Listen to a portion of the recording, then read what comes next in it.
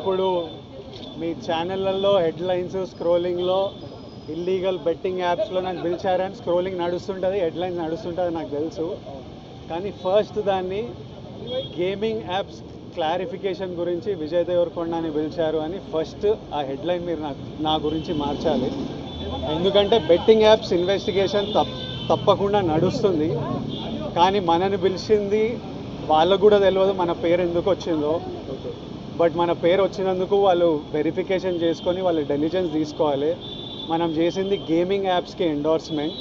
Gaming యాప్కి betting యాప్కి అసలు సంబంధమే లేదు. గేమింగ్ యాప్స్ అనేటివి completely legal, recognized by the government, licensed as a business.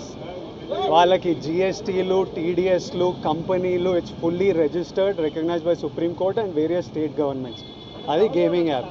అటువంటిది A23.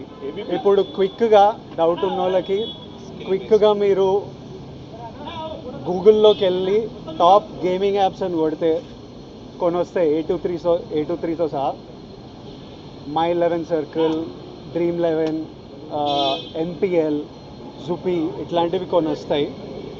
ఇవన్నీ రిజిస్టర్డ్ గేమింగ్ యాప్స్. ఇవన్నీ మన ఇండియన్ క్రికెట్ టీమ్కి స్పాన్సర్, మన ఇండియన్ ఒలింపిక్స్ టీమ్కి స్పాన్సర్, మన ఇండియా ఉమెన్స్ క్రికెట్ టీమ్కి స్పాన్సర్, ఐపీఎల్కి, ఎన్పిఎల్ ఒకదానికి అఫీషియల్ స్పాన్సరు, వేరియస్ కబడ్డీ లీగ్కి, వాలీబాల్ లీగ్కి అన్నిటికీ వీళ్ళు స్పాన్సర్ చేస్తారు. ఎందుకంటే these are completely legal entities.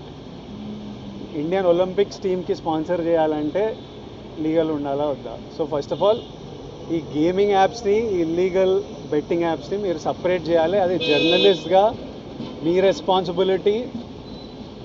నా మీద మీకు ఆ రెస్పాన్సిబిలిటీ ఉండాలని కోరుకున్నా. కానీ మన పేరు వచ్చింది కాబట్టి కొన్ని క్లారిఫికేషన్స్ అడిగారు. ఆ clarification account details, transaction details ఏంటి ఆ కంపెనీ అవన్నీ పంపించేసినాము. ఇంతటితో సమాప్తం. Thank you.